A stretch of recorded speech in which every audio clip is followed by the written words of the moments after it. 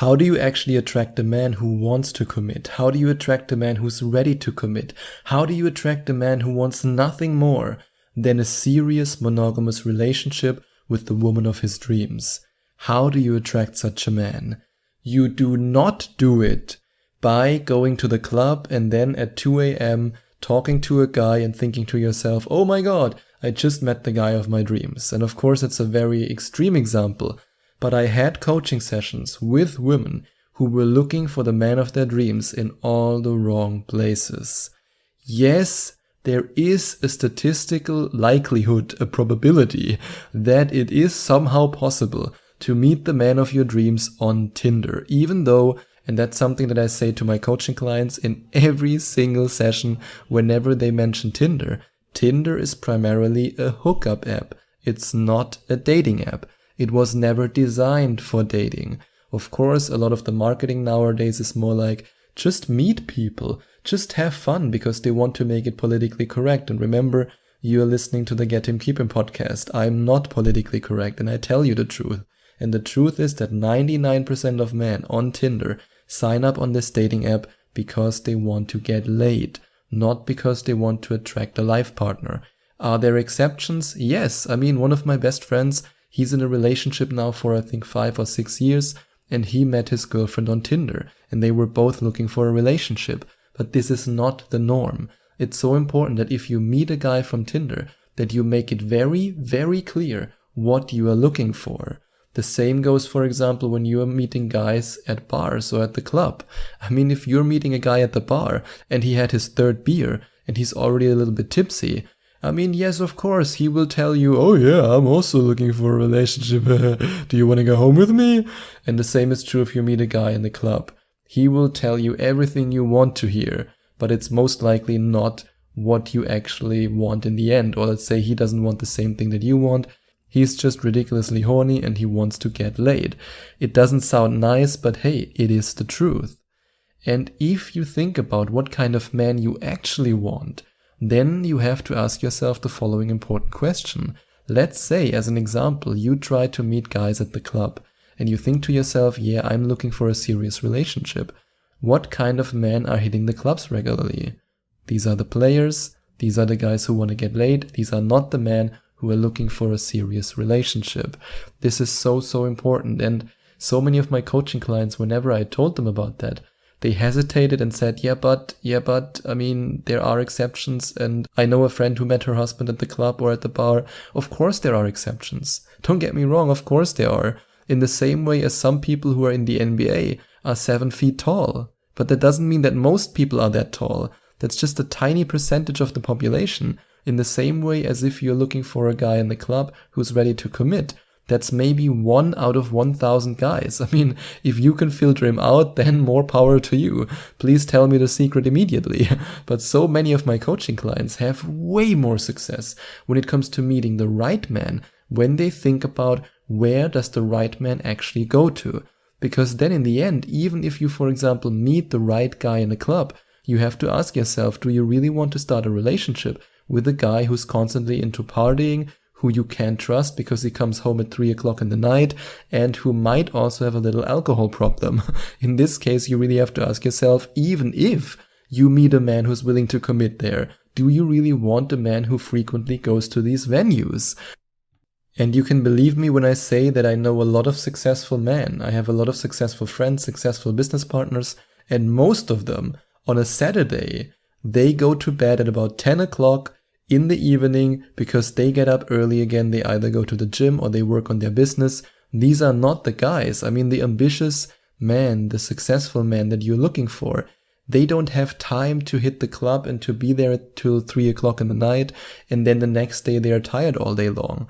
I don't know any successful entrepreneur or practicing lawyer or doctor, I mean, God forbid, surgeon who gets drunk on the weekend, who does that on a regular basis.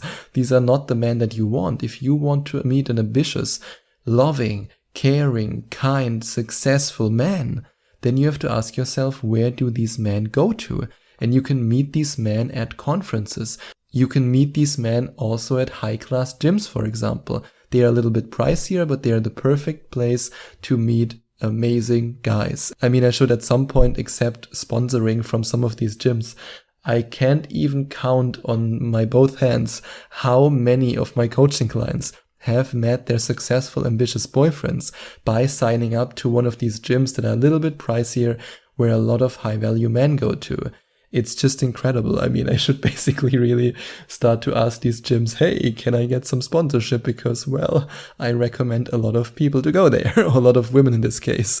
But yes, it works. It really works. If you put yourself in environments where the men hang out that you want to meet, then you will naturally meet these men.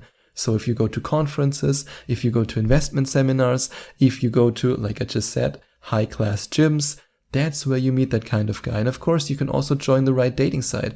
For example, Elite Singles is a very, very good dating site where you can meet the right guy, but not on Tinder and not at 3 o'clock in the night at a club. And don't allow his success, his charm, and his handsome face to distract you from the obvious red flags. And I would say, again, even though it sounds politically incorrect, when it comes to men, a lot of men are often distracted by a pretty face, and then some guys end up like Johnny Depp in the courthouse. But when it comes to women, and a lot of my coaching clients admitted that, they often get distracted by success. And you've been conditioned by movies, by TV shows, that every relationship with a successful guy, even though he might be a complete psychopath, 50 Shades of Grey, 365 Days, and all kinds of other movies like that, doesn't matter. Oh, he's narcissistic, who cares? Red flags, I ignore them, he's successful. Be careful with that. Be very, very careful. One tip that I always give my coaching clients, and if you want to find out more about coaching with me and the different coaching sessions I offer, you can go to gethimkeephim.com/coaching. There you can then book a session with me. You can share everything you want to share with me about the man that you want to attract, and I will tell you and show you step by step how you can get him and keep him. And so many of my clients, they fell into the trap where they then said, yeah, I should have seen it before. Why did I ignore the red flag? Why did I ignore it? And they then admitted to me, he was successful. He had all the different boxes ticked, like success, ambition, and he was also quite handsome.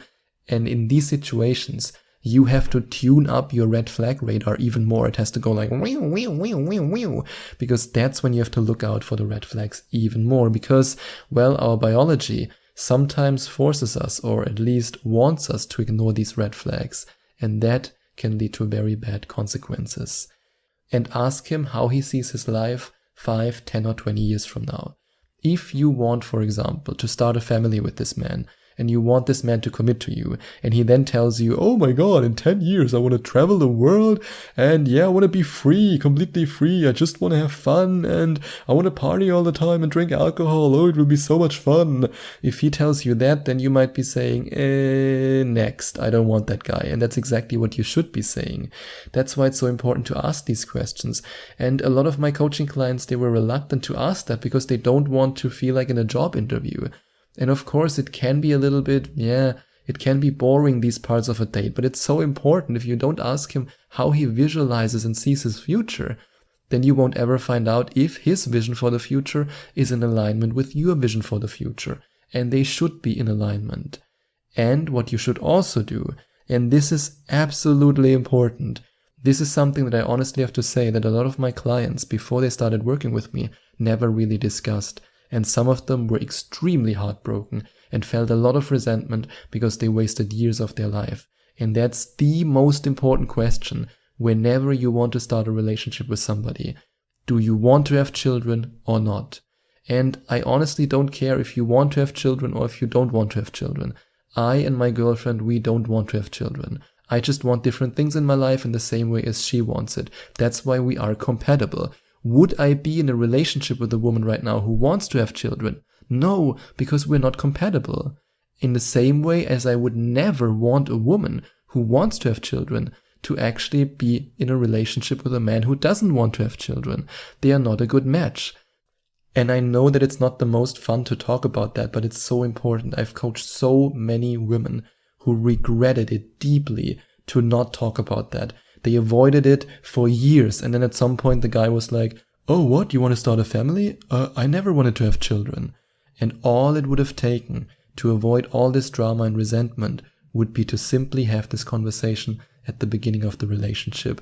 And I even experienced it with friends in my social circle where the same thing happened. I mean, I even know a couple right now, I won't mention their name, but they are married and one of them wants children and the other one doesn't, and they never talked about that. This is important. If you're looking for a guy who wants to commit to you, you only want to commit to a man and want him to commit to you if you're actually compatible. And I truly believe that there's not one question that's more important than to ask this one: do you want to have children or not? And don't play hard to get. In fact, don't play any games at all.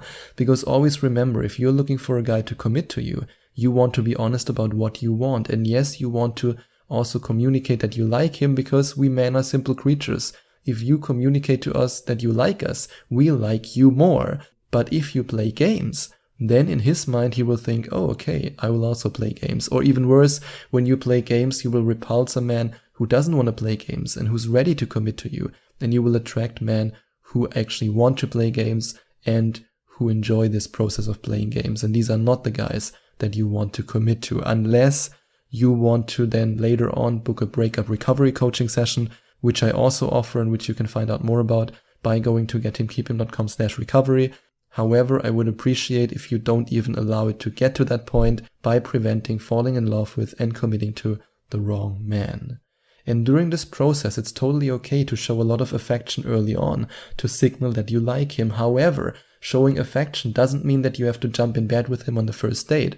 I mean, you are your own woman, you are your own human being, you are an individual who has all the freedom in the world. You can do whatever you want, of course. I won't judge you for it, I won't tell you not to do it.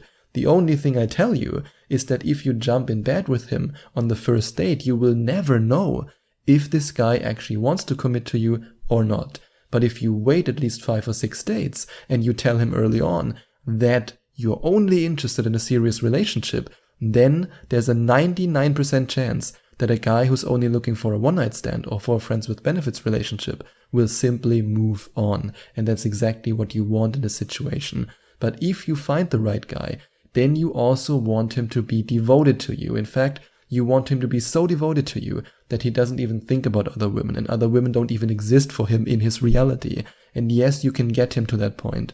And if you're ready to get him to that point, then you're ready to go to gethimkeephim.com/devoted, watch this video till the very end, and then invest in the devotion system, which is in my opinion the best program for every woman who wants the power and the ability to make her man devoted to her. And you can also go to gethimkeephim.com/system or click on the second link in the description if you want to read more about this incredible method. And if you then decide to invest in this program via the first or the second link in the description, and you then send a screenshot of your order receipt to sebastian@gethimkeephim.com, then I will give you access to a coupon code that allows you to get your very first coaching session with me for only 100 euros. So yes, that's another bonus of making your man devoted to you. And give yourself time to get to know him before you move in with him and before you even think about marriage.